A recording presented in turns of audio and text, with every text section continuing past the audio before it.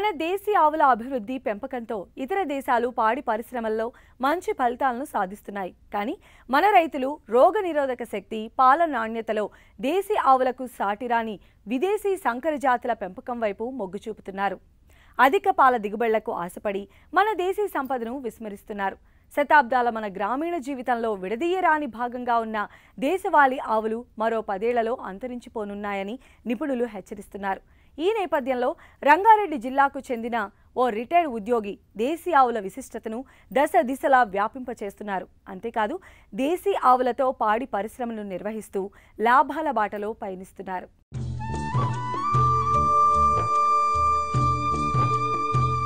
ఇదిగో ఇక్కడ చూడండి ఈ డైరీని. ఇందులో ఉన్న ఆవులు మొత్తం దేశీ ఆవులే. గిర్, కంకరేజ్, సాహివాల్, హర్యానా, ఒంగోలు లాంటి అంతరించిపోతున్న ఆవులను సేకరించి దేశీ గోశాల పేరుతో పాడి పరిశ్రమ నిర్వహిస్తున్నారు రంగారెడ్డి జిల్లా కీసర మండలం నాగారం గ్రామానికి చెందిన మల్లికార్జునరావు.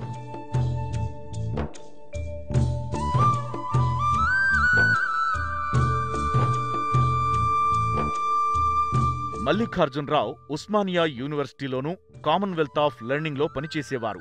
రిటైర్డ్ అయ్యాక సొంతంగా డైరీని నిర్వహించాలనుకున్నారు. వివిధ రాష్ట్రాల నుంచి అంతరించిపోతున్న దేశీ ఆవులను సేకరించారు. 5 ఏళ్ల క్రితం 10 దేశీ ఆవులతో ప్రారంభించి నేడు గో సంతతిని 50 వరకు పెంచారు. ఆవుల అభివృద్ధిపై ఉన్న ప్రేమతో వారి కుటుంబం మొత్తం గోశాల నిర్వహణలోనే నిమగ్నమైంది. గోశాల, ఆవుల్లో వివిధ రకాల జాతులు, పాల ఉత్పత్తి, నిర్వహణ తదితర అంశాలను జాగ్రత్తగా చూసుకుంటున్నారు. ఆవుల కోసం 10 రకాల గడ్డి జాతులను పెంచుతున్నారు. తమతో పాటు మరో 10 మందికి ఉపాధి కల్పిస్తున్నారు. విశ్రాంతి జీవితంలో రిటైర్ అయిన తర్వాత ఈ గోశాలని దేశీ గోశాల అనే పేరుతో నాగారంలో ప్రారంభించడం జరిగింది. ఇది గత 5 సంవత్సరాలుగా సక్సెస్ఫుల్గా మంచి ఒక బిజినెస్ వెంచర్ లాగా నడపడం జరుగుతుంది. ఇక్కడ కేవలము మేము దేశీ ఆవుల్ని మాత్రమే పెంచుతూ వాటి పాలతో వచ్చే ఆదాయంతోనే ఈ గోశాల మొత్తాన్ని నిర్వహిస్తూ దీని మీద లాభాలు కూడా ఆర్జిస్తున్నాము. ఇది నేటి యువతరానికి కేవలము ఉద్యోగాలు చేసి డబ్బు సంపాదించడమే కాకుండా చిన్న చిన్న బిజినెస్ రూపంలో మనం ఈ విధంగా గోవుల మీద ఆధారపడి మన పాత పద్ధతిలో మన దేశీ ఆవుల్ని నిర్మాణం చేసి వాటిని అభివృద్ధి చేసి తద్వారా కూడా మంచి లాభాలు పొందవచ్చు అనేటువంటిది ఈ గోశాల ద్వారా మేము నిరూపించదలుచుకున్నాము. ఈ విధంగా ఇక్కడ మన దేశీ ఆవులైనటువంటి గీరి ఆవులు, కాంకరేజ్ ఆవులు, సాహివాల్ ఆవులు, హర్యానవీ ఆవులు, ఒంగోలు ఆవులు, ఈ విధంగా అనేక రకాలైనటువంటి మాకు ఇక్కడ హైదరాబాద్ నగరానికి చుట్టుపక్కల దొరికేటువంటి అన్ని రకాల ఆవుల్ని కూడాను మేము ఈ గోశాలలో పెంచుతున్నాము. ఇవన్నీ కూడాను కేవలము మన రాష్ట్రంలో నుంచే కాకుండా వివిధ రాష్ట్రాలలో నుంచి కూడా వీటిని తీసుకురావటం జరిగింది.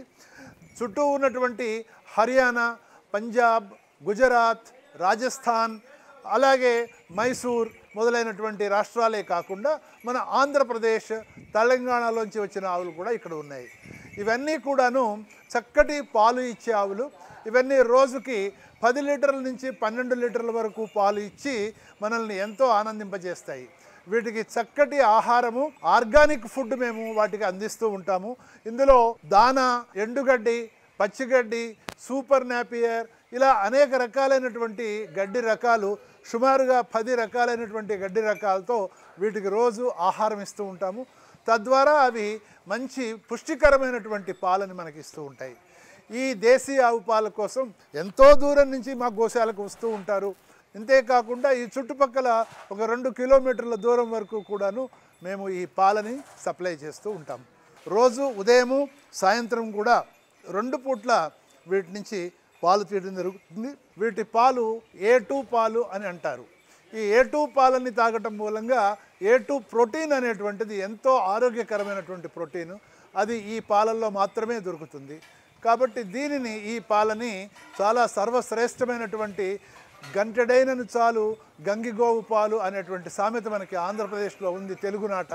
సో కాబట్టి ఈ విధంగా ఈ గోశాల హైదరాబాద్లోని నాగారం ప్రాంతంలో కొలువై ఉంది. ఈ ఆవు పాలు రోజు కూడాను 250 లీటర్ల పాలు ఇక్కడ మాకు వస్తాయి. లీటర్ 100 రూపాయల చొప్పున ఈ పాలని ఇక్కడ విక్రయిస్తూ ఉంటాము. ఈ పాల మూలంగా అత్యధికమైనటువంటి అద్భుతమైనటువంటి ఆదాయం వస్తూ ఉంటుంది. ఈ ఆదాయం ద్వారా ఈ ఆవులన్నిటికీ కూడాను పోషణ కాబడుతూ ఉంటుంది. అలాగే ఈ ఆవుల్ని చూసేందుకు మాకు బీహార్ నుంచి వచ్చినటువంటి మా మిత్రులందరూ కూడాను ఒక నలుగురు ఈ ఆవుల యొక్క పని చూసేందుకు ఉంటారు. ఇది కాకుండా పొలంలో దీనికి సంబంధించిన గడ్డి పండించేందుకు సూపర్ నాపియర్ లాంటి అనేక జాతుల యొక్క గడ్డిని వాళ్ళు డెవలప్ చేసి ఇక్కడ ఆవులన్నిటికీ కూడా మేము ఆహారంగా ఇస్తూ ఉంటాము. దానికోసం ఇంకొక నలుగురు తోటలో పనిచేసేటువంటి వాళ్ళు ఉన్నారు. 10 మందికి ఉద్యోగాలు ఇస్తూ ఒక 2000 మందికి చుట్టుపక్కల పాలను సరఫరా చేస్తూ చుట్టుపక్కల ఉన్నటువంటి అనేక గ్రామాలకు ఈ పేడ మూత్రాన్ని భూమికి ఆహారంగా సప్లై చేస్తూ చుట్టూ ఉన్నటువంటి గ్రామాలని సస్యశ్యామలం చేయడానికి ఈ గోశాల దేశీ గోశాల ఒక కేంద్రంలాగా ఉపయోగపడుతోంది. దేశీ ఆవుల నుంచి వచ్చిన పాలు మొత్తం A2 పాలే. వీటిలో అధిక పోషక విలువలు ఉండటంతో స్థానికంగానే అమ్ముడుపోతున్నాయి.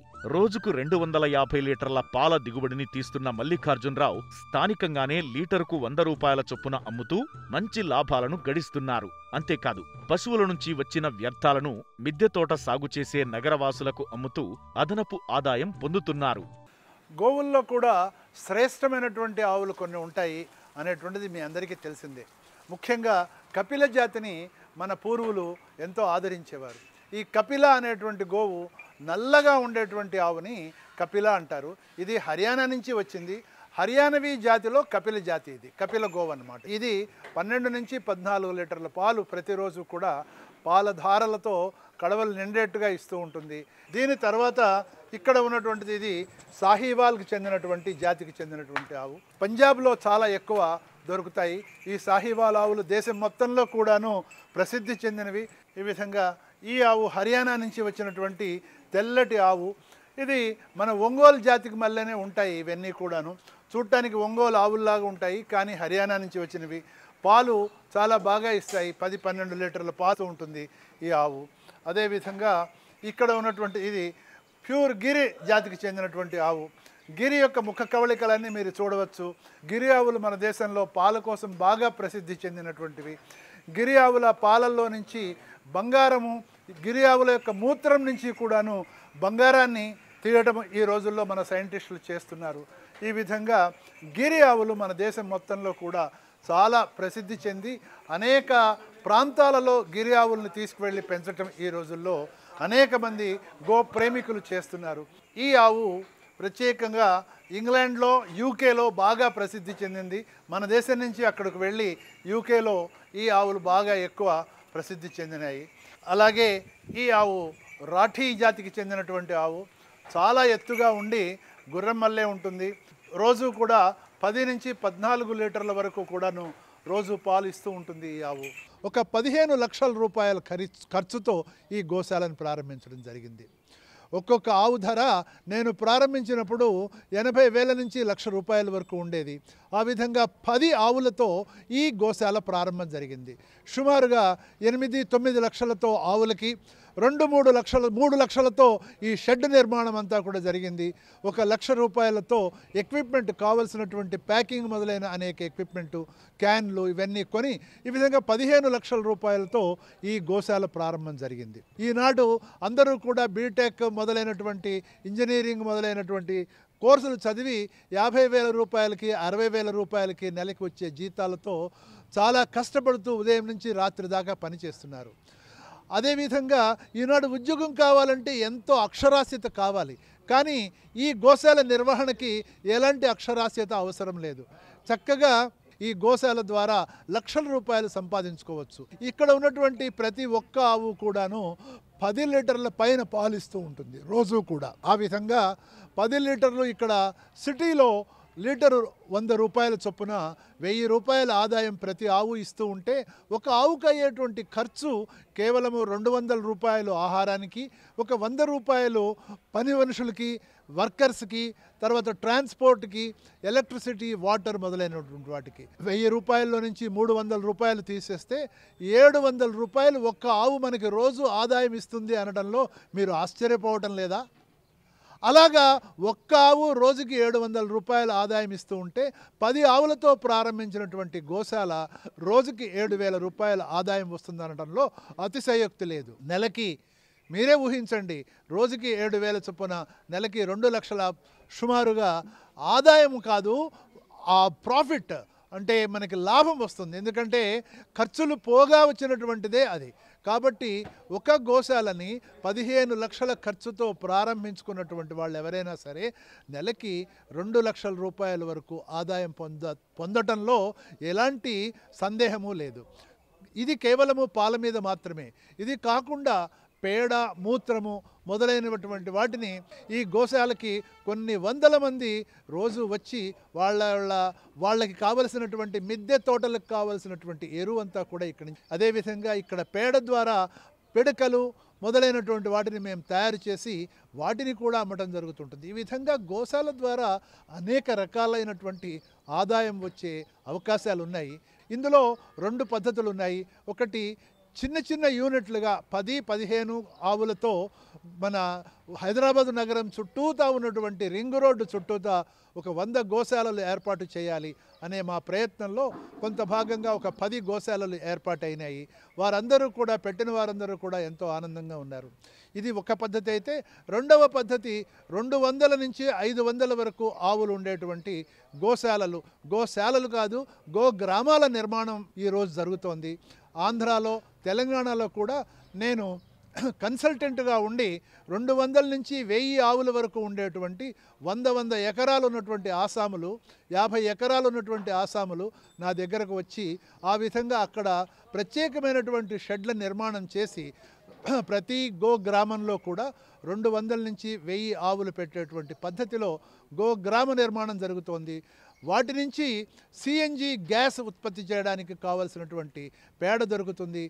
తద్వారా అనేక ఔషధాలు, మందులు ఆర్గానిక్ పద్ధతిలో పొలాల్లో కావలసినటువంటి ఎరువులు అన్నీ కూడా ఆ గో గ్రామాల ద్వారా తయారు చేసి ఇవ్వడానికి పునాది జరిగింది.